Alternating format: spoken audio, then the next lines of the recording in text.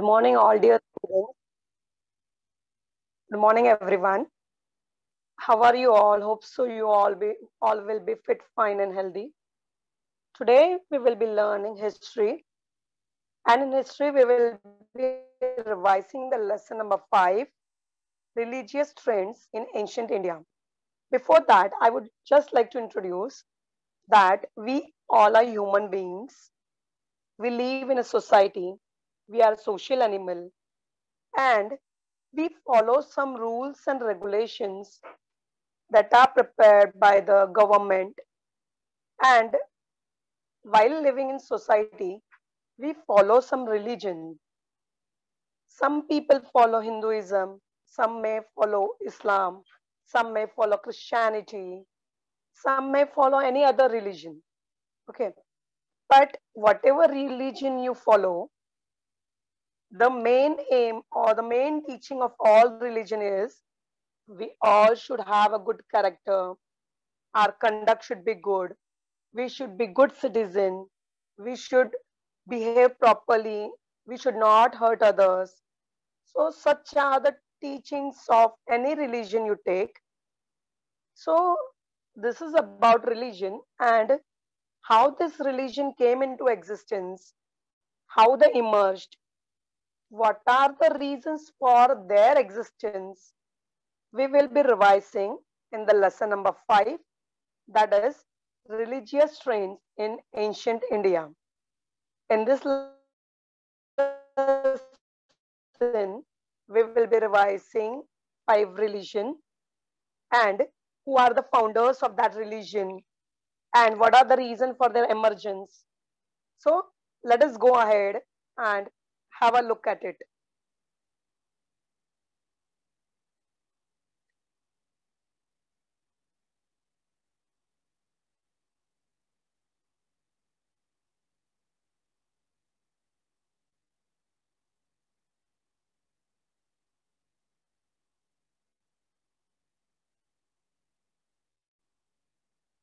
All students, be careful because we will be having a quiz game at the end of this lesson.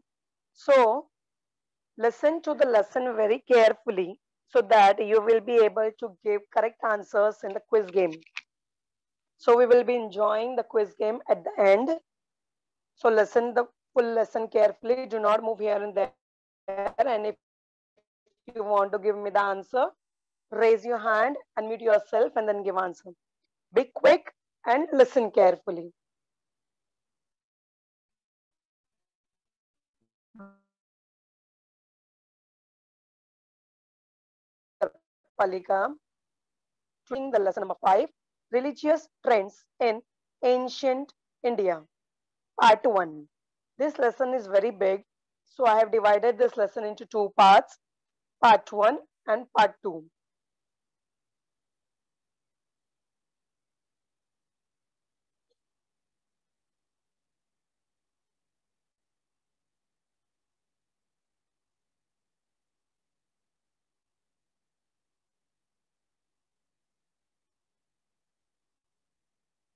Today's date is 30th September and my name is Kavita Zadhav. In this lesson, we are having 6 subtopics: 5.1 Jainism, 5.2 Buddhism, 5.3 Judaism, 5.4 Christianity, 5.5 Islam, 5.6 Zoroastrianism. Today we will learn only 2 subtopics, that is 5.1 and 5.2. We will be learning about Jainism and Buddhism. So before the emergence of the Jainism and Buddhism, there used to be the Yajna rites acquired undue importance. Undue means lots of importance that acquired. Yajna rites means what? You can see in the photo that the person, Brahmin, is performing some yajna and he will be saying some mantras. So yajna rites means what? It is a sacrifice, it is a devotion It is a worship or offering, and it refers to the Hinduism.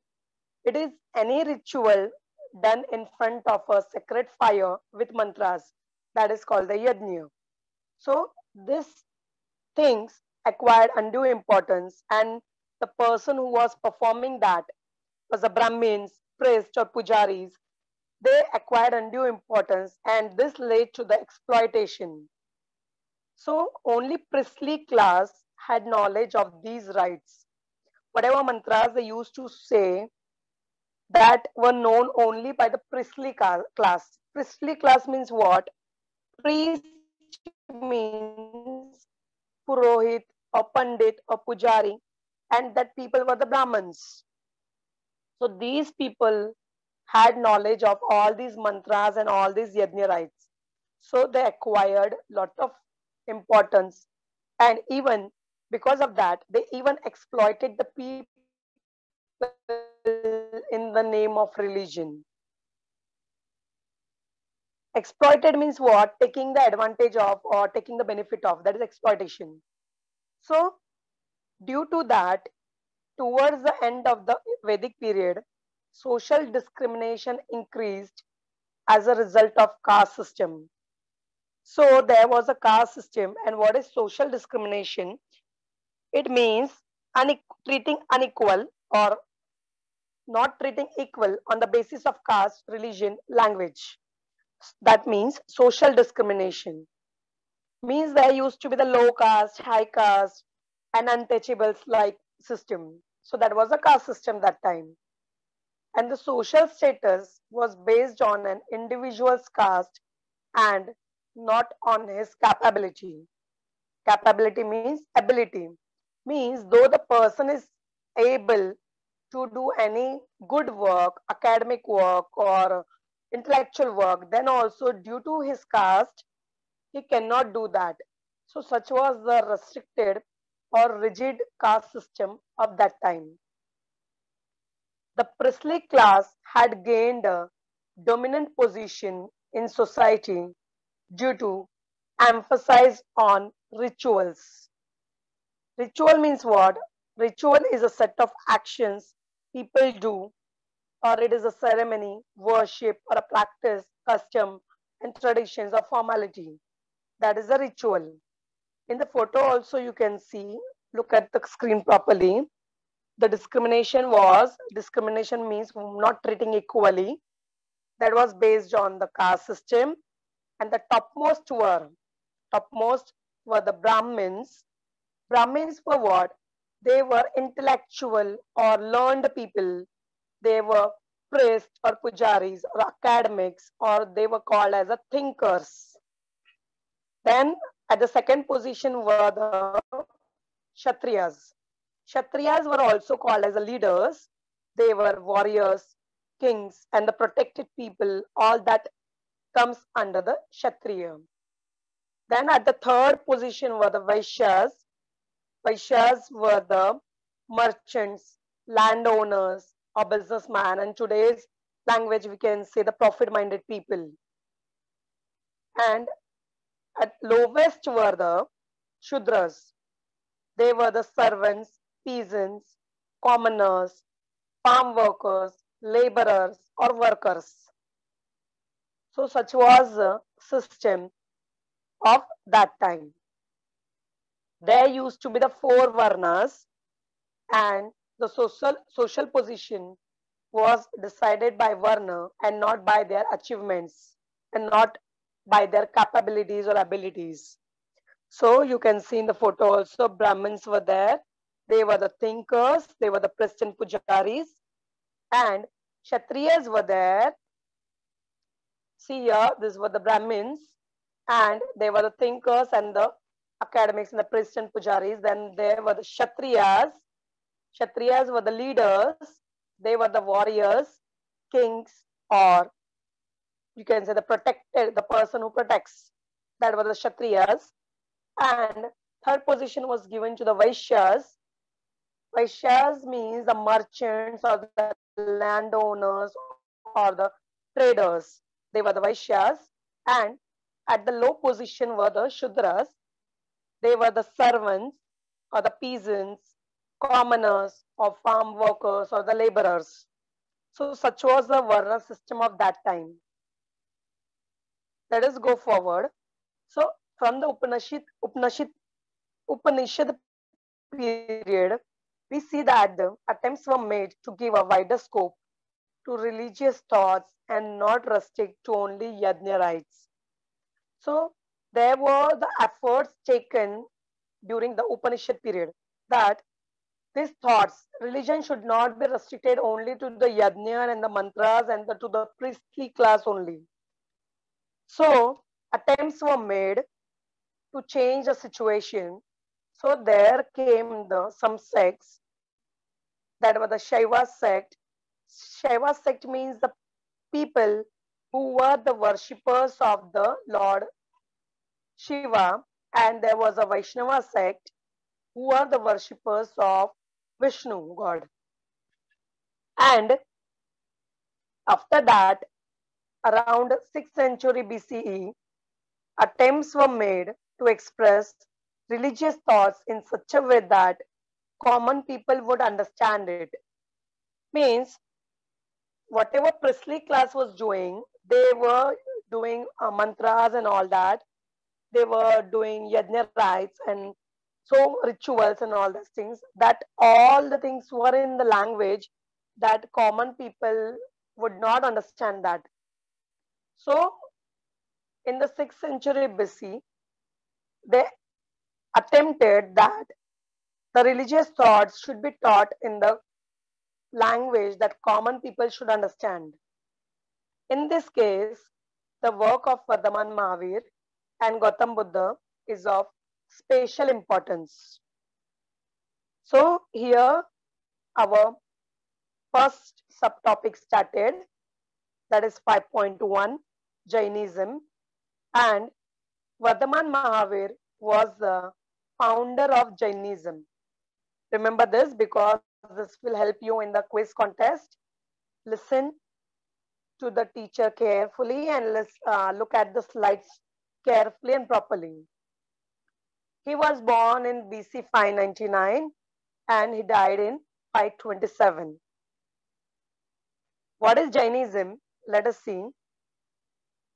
Jainism is one of the ancient religions in India. Ancient means very old. Jainism gave the importance to the principle of non-violence. Non-violence means not to hurt anyone, not to fight with anyone, not to injure any person or any living thing. That means non-violence. Non-violence means ahimsa. So the main principle of Jainism is non-violence. And there were Tirthankars. Tirthankar means what? The person who reveals religious knowledge, who gives religious knowledge, who teaches the people about the religion. That person is called as Tirthankar. Like how we have today, we say Kirtankar, the person who uh, gives the kirtan or they preach us about the religion or about the good things. So in Jainism, they were the Tirthankars. So there were in all 24 Tirthankars and Vardhaman Mahavir is the 24th Tirthankar. He was 24th, remember this. And main principle of Jainism is non-violence. Non-violence means ahimsa, not to hurt anyone, not to fight, not to injure any living thing, whether it is an insect or whether it is any person or it may be bird or animal. We should not hurt any living thing. So this was the main principle of Jainism. Now let us see where the Vardhaman Mahavir was born. He was born in Riji Mahajanpad, which is the state of Bihar today. You can see in the map, this is the state of Bihar. See here, this is Bihar, and in that Vardhaman Mahavir was born, and he was born in Riji Mahajanpad, and it is Bihar today. And its capital was Vaishali. And you can see here also in Bihar, the position of Vaishali is given. This is a Bihar state and its capital was Vaishali. In that, Vardhaman Mahavir was born. Let us see about Vardhaman Mahavir in short. His father's name was Siddharth and his mother's name was Trishila, and he was born in Vriji Mahajanpad in Bihar. And he left home very early for attainment of knowledge. And he, after 12 and a half years of rigorous tap means very hard tap, he got the pure knowledge. Pure knowledge, he got the pure knowledge means Keval. That is why he was called as a Kevali. Kevali means the person who is having a pure knowledge. He was called as a Jinn. Here I am reading this point. He was called as Jinn or conqueror. Conqueror means what? The person, the joy he derived from physical comforts and the discomfort felt due to undesired things had no impact. Means whether it is a happiness, whether it is sorrow, nothing has any impact, any effect on him. Means he has conquered Jina. He was a conqueror. Jaina is derived from the word Jina, and he preached in Ardha Magdi language. Remember this one. He preached the people in Ardha Magdi language because this was the language of common people. Common people understand this Ardha Magdi language. So he preached the religion in Ardha Magdi language. He laid stress on good conduct contained in the 5 great vows and 3 jewels. So mostly the Vardhaman Mahavirji, they laid stress on good conduct. Good conduct means good behavior. Whatever we do is called as a conduct. So whatever we do should be the good. That means good conduct. And that is, he preached through the 5 great vows, that is Panchamahavratas, and 3 jewels, that is Triratnas. Now we'll see about the Panchamahavratas here. What is Panchamahavratas? Panchamahavratas means the 5 great vows, and these 5 great vows are given by the Vardhaman Mahavir. First one is Ahimsa. Ahimsa, I already explained you that it is non-violence. It means no living being should be hurt, injured, or harmed through one's behavior. That is non-violence. Second one is Satya. Satya means truth. Means whatever you speak, whatever you do should be true. That means Satya, truth. Third point is Asteya. Asteya means what? Non-stealing. Asteya means theft. Means chori nahi karna. That is Asteya. Taking, we should not take what belongs to others without their permission. So Asteya means not stealing. Then fourth great verb is Aparigraha. Aparigraha means non-attachment. Means man tends to accumulate property due to greed, and aparigraha means not hoarding, not accumulating, means not collecting anything. That is aparigraha means we should not say that this is mine, this is mine, this is mine. All this what we say due to greed, we should not accumulate, we should not collect any such things. That is aparigraha. Number fifth great verb is brahmacharya. Brahmacharya means chastity. It means leaving all bodily pleasures and following the vows. These are the Pancha Mahavratas that were there, that were preached by the Vardhaman Mahavir. Now, let us look at the next slide. This are the Panchamahavratas only, 5 great vows. And in that, first one was non-violence. Second one was speak truth. That is Satya. Number 3 is aparigraha, means non-stealing. Here also in short it is given. See here. This is non-violence. This is Satya, means we should always speak truth and our actions should be true. This is aparigraha, means we should not steal anything.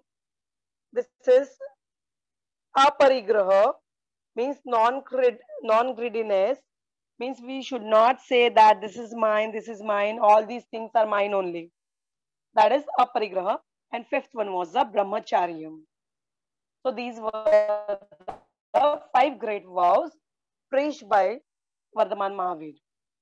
And Triratnas are also given by him, the 3 jewels. First one was Samyak Darshan. It means right faith, means whatever to understand the truth in the preachings of the Tirthankar and to have a faith in it.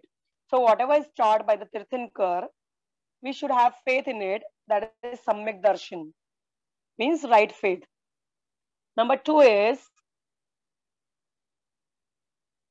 Samyak Gyan.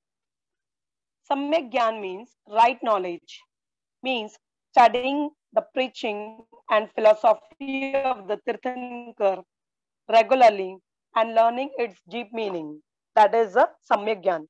Number 3 is Samyak Charitra. Samyak Charitra means right conduct.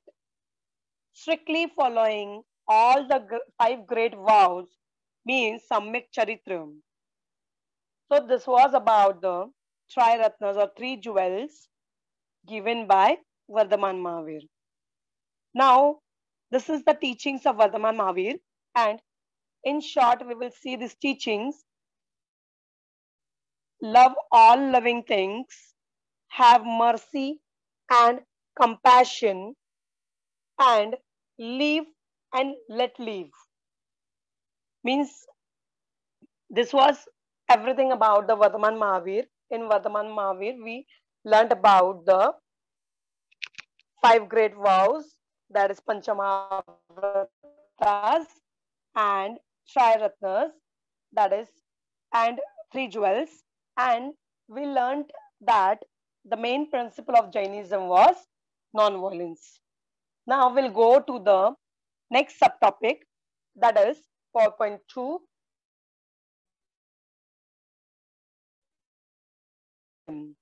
And Gautam Buddha was the 63 and he died in BC 483. Buddhism spread in India and many countries outside India. Gautam Buddha was the founder of Buddhism. Remember this. Who was the founder of Buddhism? Gautam Buddha was the founder of Buddhism. Gautam Buddha was born at Lumbini in Nepal, and his father's name was Shuddhodhan and his mother's name was Maya Devi.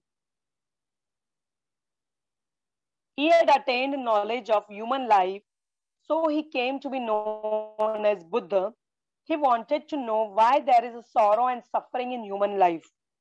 So he wanted to know, Gautam Buddha was wanted to know that why there is a suffering, why there is sorrow, why there is sadness in the human life.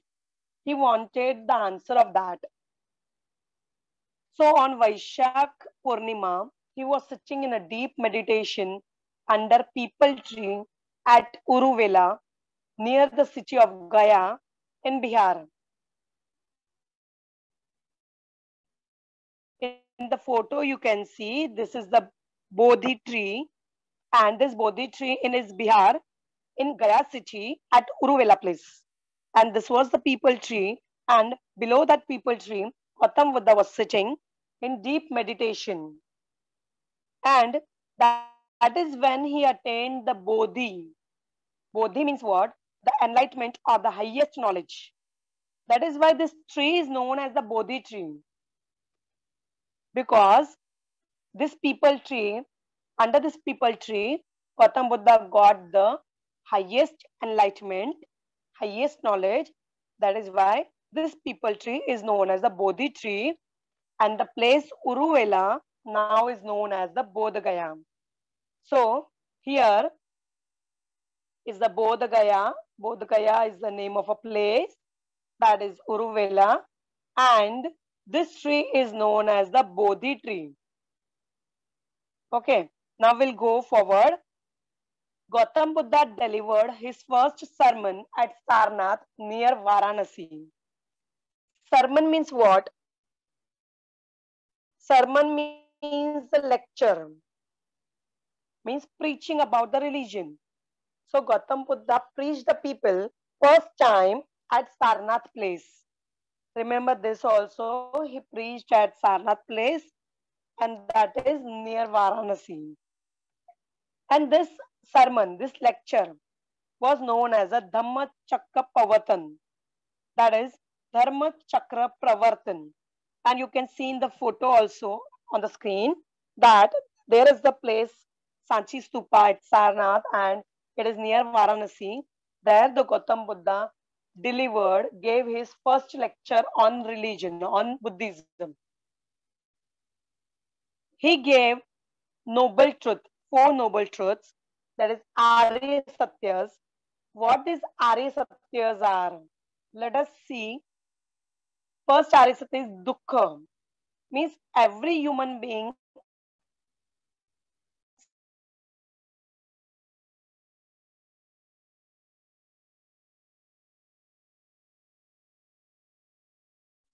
so dukkha means suffering. There is a suffering.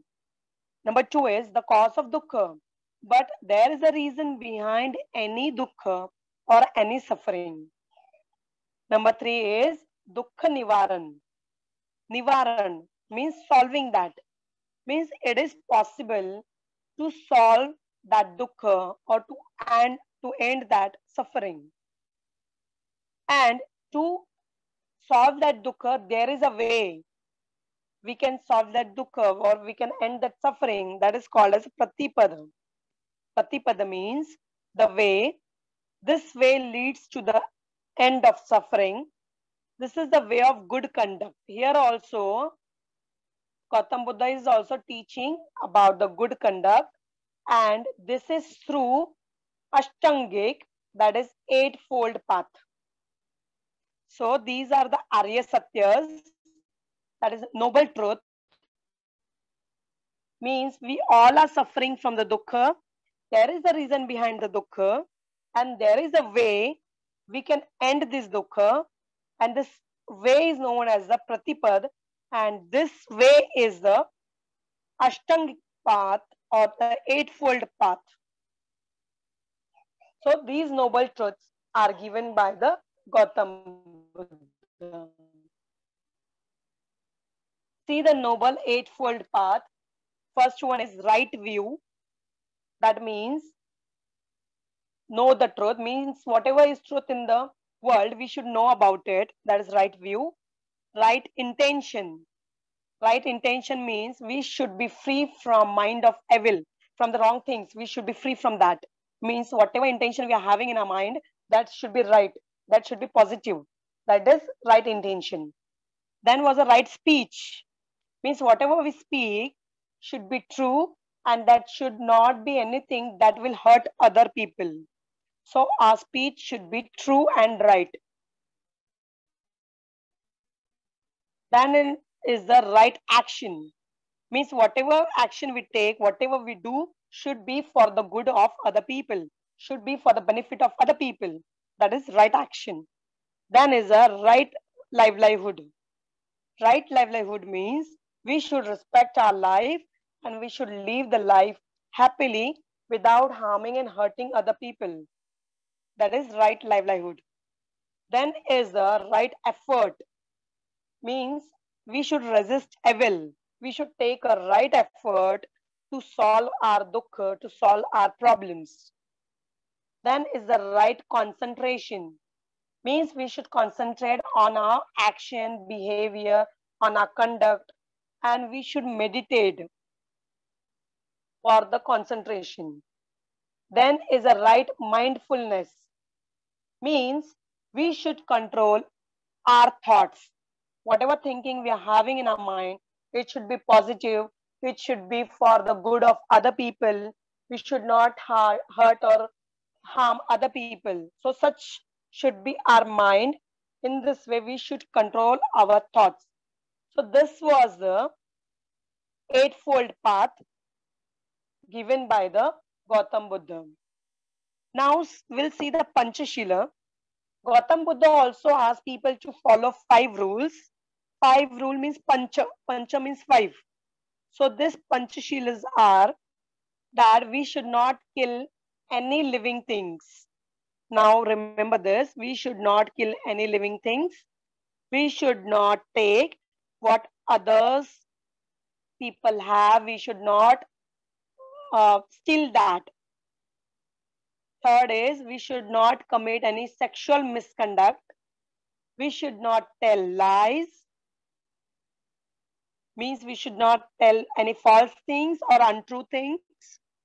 And we should not take any intoxicant or drug or tobacco. So this was the Panchashila, and this Panchashila means 5 good things that Gautam Buddha preached us. That is not killing any living thing. We should not steal anything. We should not commit any sexual misconduct. We should not tell lies, and we should not take any intoxicant or drug. Now see the Bauddha Sangha. This is the team. This is the team of the people who were preaching Buddhism. Sangha means group. So this is the Bauddha Sangha. He created a Sangha of bhikkhus to preach his religion. Bhikkhus means the person who were preaching or who were teaching about the Buddhism. They were called as the bhikkhus. So there was a Sangha of bhikkhus. Sangha of bhikkhus means group of people, group of teachers who were teaching Buddhism. They traveled in foot like the Buddha to preach the Dhamma to the people. Dhamma means Dharma, Buddha Dharma. The followers who gave up their domestic life and entered the Sangha were called bhikkhus. So who were the bhikkhus? The people, the followers who gave up their domestic life and they entered the group Sangha, they were called as a bhikkhus. And there was a separate Sangha of women called the bhikkhunis. So the male were called bhikkhus and female were called as the bhikkhunis. The people of all varnas and castes could embrace Buddhism. So any people, whether he belongs to any religion, whether he's a Brahmin, Kshatriya, or Shudra, any people can follow the Buddhism. So this was the teaching of Gautam Buddha. Let us say this in short, essence of Gautam Buddha's teaching. He refused discrimination based on living like Varna. No one is greater or smaller by birth. Greatness depends on one's behavior or conduct.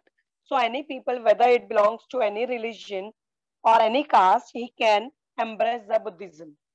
He preached that like man, women too had the right to their own upliftment. Means every people, whether it is a man or woman, has the right for their development. He opposed rituals of yajna. Whatever the priest people, Brahmins were used to do, yajna rites, and they had a lot of importance and they even exploited in the name of that. So he opposed all these yajna rites. His teachings of wisdom, moral virtue, and other values are aimed at the welfare of man. So he worked for the welfare, for the good things of man. Compassion for all living things was an extraordinary feature of his personality. Means we should love all living things that are in there in our life. So unmute yourself. Now we'll play a quiz game. Unmute yourself fast, be quick, and answer me the questions. First question, which principle is very important in Jainism? Unmute yourself, those who know the answer. Which principle is very important in Jainism? Number 1, violence. Number 2, non-violence. Number 3, dukkha. Number 4, Panchashila. Come on, unmute yourself fast. This is a quiz game and we will enjoy this game. Come on. Which principle is very important in Jainism? Raise your hand so the teacher will unmute yourself. Hello. Hello. Hello. Raise your hand and give me answer of this question. May I tell teacher? Shraddha Gautam. Yes, Shraddha. Non-violence. Yes, very good. The main principle of Jainism was non-violence. Non-violence means ahimsa, means we should not harm, we should not hurt any living thing, means non-violence. And this was the main principle of Jainism. And Vardhaman Mahavir was the founder of Jainism. Okay. Now see the next question. How many Tirthankars are there in Jainism in all? Total, how many Tirthankars are there in Jainism? 12, 24, 36 or 20? Come on. Be quick. How many Tirthankars are there in Jainism in all? Total, how many Tirthankars are there? There are 24 Tirthankars in Jainism. Very good. Excellent, beta. What's your name? Aditya, correct? Yes. Yes? Yes, Aditya, miss. excellent. There are total 24 Tirthankars. Tirthankar means what? The person who preaches Jain religion is called Tirthankar, and Vardhaman Mahavir was the 24th Tirthankar. Okay, so there are total 24 Tirthankars in Jainism. Let's go to the next question. Which language was used by Vardhaman Mahavir for teaching people? Number 1, Sanskrit. Number 2, Ardha Magadhi language. Number 3, Hindi. Number 4, English. So which language Vardhaman Mahavir used for teaching people? Sanskrit.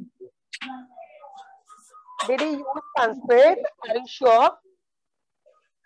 No, second. Sanskrit. Second, yes, answer is second. Ardha Magadhi language. Because Sanskrit people could not understand of that time. This Sanskrit was used by the Brahmins and the Purohits and the priest people and the pujaris for doing yajna rites. People cannot understand Sanskrit. Today also we can't understand Sanskrit. So the Vardhaman Mahavir used Ardha Magadhi language. That was the language of common people of that time. So remember this, the Vardhaman Mahavir used Ardha Magadhi language for teaching Jainism. Now, who gave Arya Satyas? Arya Satya means noble truth. Who gave noble truths? Come on. Vardhaman Mahavir, Gautam Buddha, people or teacher? Gautam Buddha. Who gave noble truth? Very good. What's your name? What's your name, beta? Sharifa. Sharifa. Excellent, excellent. Very good. Arya Satyas were given by the Gautam Buddha, and there were 4 Arya Satyas. First one was Dukkha, second the cause of Dukkha, third is Dukkha Nivaran, and fourth is Pratipad.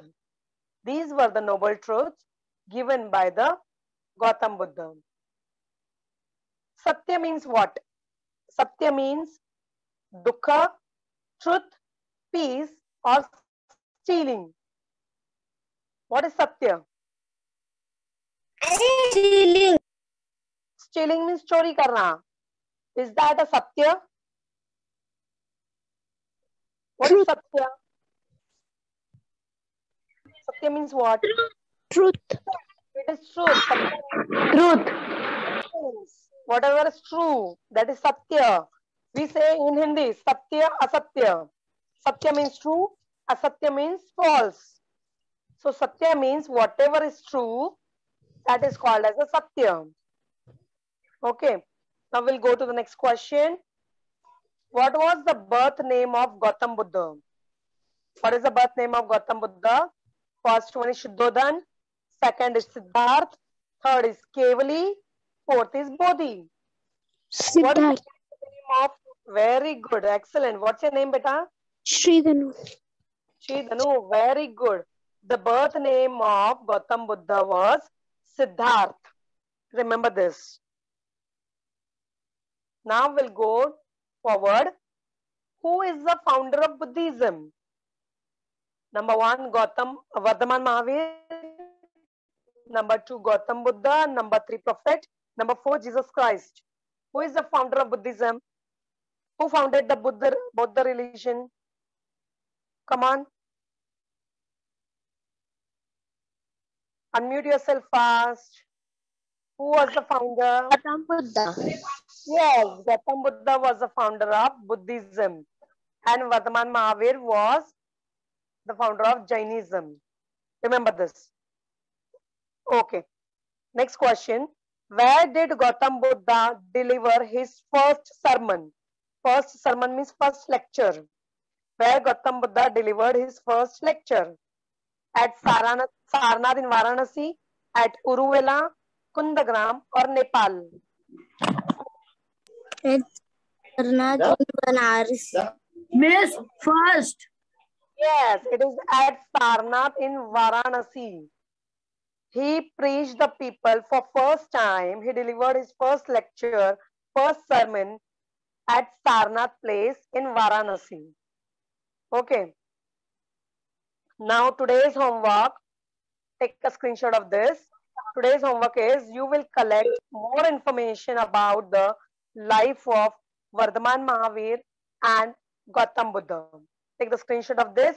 You will search on Google and you will write it down. You will collect information about the Vardhaman Mahavir and Gautam Buddha. This is your homework. Now, this is about this lesson. We revise the lesson number 5, the religious trends in ancient India.